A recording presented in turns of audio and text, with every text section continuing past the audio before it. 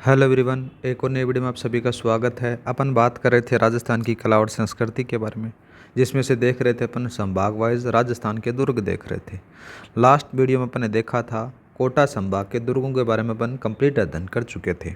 आज बात करते हैं बीकानेर संभाग के प्रमुख दुर्गों के बारे में। सबसे पहले बात करें तो बीकानेर संभाग के अंदर से आपको कौन कौन से दुर्ग देखने को मिलेंगे, उन्हीं के बारे में बात करेंगे। तो सबसे पहले नाम आ जाता है कौन सा, बटनेर। कौन सा आएगा, बटनेर दुर्ग आएगा। और बटनेर दुर्ग है कहाँ पर, ये याद रखना, ये है हनुमानगढ़ में। ठीक है गाइज। दूसरा बात करें, दूसरा नाम आ जाता है जूनागढ़। कौन सा है, जूनागढ़ है। दूसरा कौन सा है, जूनागढ़। और जूनागढ़ है कहाँ पर, ये बीकानेर में है। आज इसके बारे में अपन बात करेंगे, बीकानेर। और बात करें तो कौन सा दुर्ग मिलेगा आपको बीकानेर संभाग के अंदर से, तीसरा आ जाता है गाइस। तीसरा कौन सा आएगा, तीसरा लिखो आप, यहाँ पर आ जाता है बिक्रमपुर। बिक्रमपुर गढ़ आता है। और ये बिक्रमपुर गढ़ कहाँ पर है, ये बीकानेर में आपको देखने को मिलेगा। ठीक है। चौथा बात करते हैं, चौथा नाम आ जाता है सोडलगढ़। कौन सा आएगा, सोडलगढ़। सोडलगढ़ कहाँ पर है, तो सोडलगढ़ है श्रीगंगानगर में। श्रीगंगानगर के अंदर आपको ये देखने को मिल जाते हैं। ये दुर्ग हैं बीकानेर संभाग के, जिसके अंदर से आज अपन बात करेंगे। सबसे ज़्यादा सवाल इसी के अंदर से पूछे जाते हैं, बीकानेर हुआ और बटनेरगढ़ हुआ। तो हेडिंग डालो, जूनागढ़ दुर्ग के बारे में बात करते हैं अपन आज। जूनागढ़, जूनागढ़ में जितनी भी चीज़ें हैं वो सारी देख लेंगे। ऐसा कुछ टॉपिक नहीं छूटेगा जो आपके एग्ज़ाम में से रह जाए। तो यहाँ पर लिखो बीकानेर। सबसे पहले बात करें तो स्थान, स्थान का जब जिक्र हो तो जूनागढ़ है कहाँ पर, बीकानेर के अंदर से आ जाता है। कहाँ है, बीकानेर आ जाता है। बीकानेर में आपको ये देखने को मिल जाता है। और उत्तरी राजस्थान की जो सुदृढ़ भूमि है उसके दुर्गों में से बीकानेर का जो जूनागढ़ दुर्ग है वो सबसे ज़्यादा प्रमुख माना जाता है। इस दुर्ग को नाम बात करें तो कौन कौन से नाम आते हैं, तो यहाँ पर लिखो अन्य नाम। अन्य नाम, अन्य नामों के बारे में जो चर्चा होती है तो कौन कौन से इसके अन्य नाम देखने को मिलेंगे। एक नाम मिलेगा आपको चिंतामणि, चिंतामणि दुर्ग। दूसरा बात करें तो इसके अंदर से आ जाता है शिल्प दुर्ग भी इसको कहते हैं। क्या कहते हैं, शिल्प दुर्ग। शिल्प दुर्ग के बाद में एक और बात करें तो ज़मीन का जेवर भी इसको कहा जाता है। ज़मीन का जेवर, ज़मीन के जेवर के बाद में तारामणि भी इसको कहा जाता है।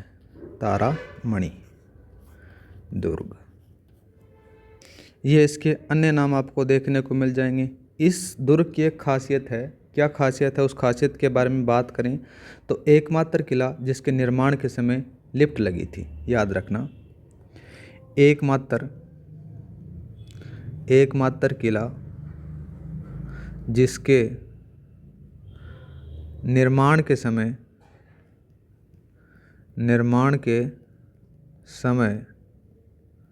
क्या लगी थी, लिफ्ट लगी थी। लिफ्ट लगी थी।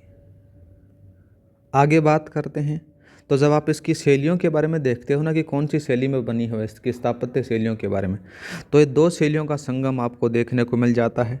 यहाँ पर लिखो शैली। जब शैली के बारे में बात करें तो सबसे पहला नाम आ जाता है मुग़ल शैली में आपको देखने को मिल जाती है। मुग़ल प्लस राजपूत शैलियों का, राजपूत शैलियों का संगम आपको यहाँ पर देखने को मिल जाता है। कौन से में, जूनागढ़ दुर्ग के अंदर से। इसकी श्रेणी बात करें तो श्रेणी कौन सी आएगी, श्रेणी बात करें तो देखो धानवे आ जाता है एक तो। दूसरा बात करें तो आ जाता है पारिद दुर्ग भी इसको कह सकते हैं अपन, पारिद दुर्ग की श्रेणी में। और साथ में है पारीख दुर्ग। ये तीनों चारों श्रेणियाँ इसके अंदर से आपको देखने को मिल जाती हैं। अब बात करते हैं इसके निर्माण के बारे में। निर्माण किसने करवाया, निर्माण का जब जिक्र होता है तो इसको 1588 से लेकर कब तक, 1593 तक इसका कार्य चलता है। और इसका जो निर्माण करवाता है तो जूनागढ़ का जो निर्माण कौन कराएगा, राय सिंह करवाता है। कौन करवाता है, राय सिंह। राय सिंह निर्माण करवाता है। कौन इसकी देखरेख करता है? याद रखना, राय सिंह का एक मंत्री था, उस मंत्री का नाम आता है करमचंद। उस करमचंद की देखरेख में इस दुर्ग का निर्माण किया गया था। ये चीज़ भी लिख लो फिर यहाँ पर, करमचंद की देखरेख में निर्माण पूर्ण हुआ। ठीक है गाइस। और बात करते हैं, जब आप इसको अंदर से देखते हो तो क्या आपको देखने को मिलता है? ये जो दुर्ग है ना, रात्ती घाटी नामक चट्टान पर बना है। कहाँ पर बना हुआ है? ये भी लिख लो यहाँ पर, यह है रात्ती घाटी। रात्ती घाटी चट्टान पर बना है। कौन सा दुर्ग? जूनागढ़ दुर्ग। तो इसको रात्ती घाटी का किला भी कहते हैं, ये भी याद रखना। यह है रात्ती घाटी का किला कहलाता है। ठीक है गाइज। क्लास की पीडीएफ फाइल आपको टेलीग्राम पर मिल जाएगी। टेलीग्राम का जो लिंक है डिस्क्रिप्शन में दे रखा है, वहाँ पर जाकर आप ज्वाइन कर सकते हो। हर क्लास की पीडीएफ वहाँ पर अपलोड हो जाती है। आगे बात करें तो दयालदास की एक ख्यात है, उसमें लिखा गया है कि जो नया गढ़ है ना, उस नए गढ़ की जो नींव है वो पुराने गढ़ पर ही भरी गई थी। इसी के कारण इसको जूनागढ़ कहा गया था। ये दयालदास जो ख्यात है उनकी ख्यात में लिखा गया है। जब आप इसके अंदर से चलते हो तो आपको दो मुख्य दरवाजे देखने को मिल जाते हैं। कौन कौन से? यहाँ पर लिखो, दो प्रमुख दरवाजे। प्रमुख दरवाजे कौन कौन से मिलेंगे? एक बात करते हैं अपन, इधर कौन सा आएगा? इधर आ जाता है कर्णपौल। कौन सा आएगा? कर्णपौल आएगा। और इधर बात करें तो नाम आ जाता है चांदपौल। दरवाजे हैं, याद रखना, दो प्रमुख दरवाजे हैं। अन्य प्रमुख दरवाज़ों के बारे में बात करते हैं। यहाँ पर लिखो अन्य दरवाजे। जब अन्य दरवाज़ों का जिक्र होता है तो आपको कौन कौन से देखने को मिलेंगे? पहला मिलेगा आपको दौलतपोल। कौन सा मिलेगा? दौलतपोल मिलेगा। दौलतपोल के साथ में एक और नाम आ जाता है फतेहपोल। कौन सा मिलेगा? फतेहपोल मिलेगा। फतेहपोल के बाद में रतनपोल भी मिलेगा। कौन सा मिलेगा? रतनपोल। रतनपोल के बाद में एक और नाम आ जाता है सूरजपोल। ठीक है गाइस। और सूरजपोल के पास में एक और आपको मिलेगा ध्रुवपोल। ये इसके और दरवाजे हैं उन दो दरवाज़ों के अलावा। और बात करते हैं तो आप जैसे सूरजपोल के बारे में बात करें ना, ये थोड़ा सा फेमस माना जाता है। तो यहाँ पर फेमस क्यों माना जाता है सूरजपोल, उन्हीं के बारे में बात करते हैं। तो यहाँ पर लिखो सूरजपोल। ये सूरजपोल रहा, ये सूरजपोल दरवाज़ा है। ठीक है, ज़्यादा ड्राइंग तो मेरी अच्छी है नहीं, फिर भी आप समझ लेना ये दरवाज़ा है। इस दरवाजे के पास में से अब जब आप जाते हो तो एक तरफ आपको क्या मिल जाता है? इसके पास में गणेश जी का मंदिर मिलेगा। क्या मिलेगा? गणेश जी का छोटा मंदिर। छोटा मंदिर आपको देखने को मिल जाता है। और बात करें तो यहाँ पर दो मूर्तियाँ लगी गई हैं, एक इस तरफ लगी गई हैं, एक लेफ्ट में एक राइट में। ये क्या है? हाथी पर सवार दो मूर्तियाँ लगी गई हैं, जिसमें से जयमल मेड़तिया और दूसरा नाम आ जाता है रावत फत्ता सिसोदिया की हैं। तो इन दोनों के बारे में लिख लो आप। यहाँ पर क्या लिखोगे? हाथी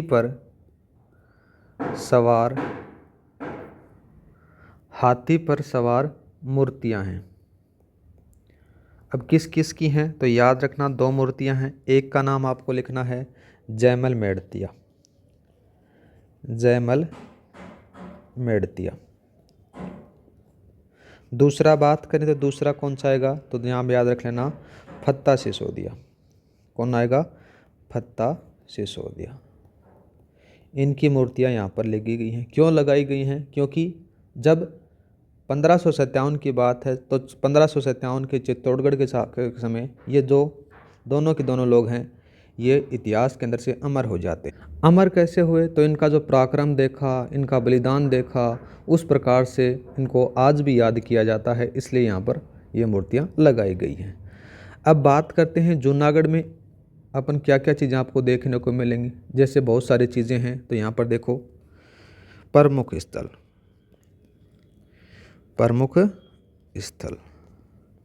जब प्रमुख स्थल का जिक्र होता है तो आपको यहाँ पर क्या क्या चीज़ें मिलेंगी? तो यहाँ पर देखो सबसे पहले मिलेगा राय सिंह का चौबारा। क्या मिलेगा? राय सिंह का चौबारा। राय सिंह के चौबारे के बाद में आपको मिलेगा फूल महल। क्या मिलेगा? फूल महल मिलेगा। फूल महल के बाद में मिलेगा आपको यहाँ पर चंद्र महल। कौन सा मिलेगा? चंद्र महल मिलेगा। एक मिलेगा आपको गज मंदिर।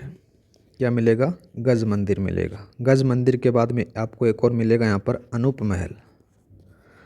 अनूप महल। अनूप महल के बाद में एक और बात करें तो नाम आ जाता है, कौन सा आएगा? रतन निवास।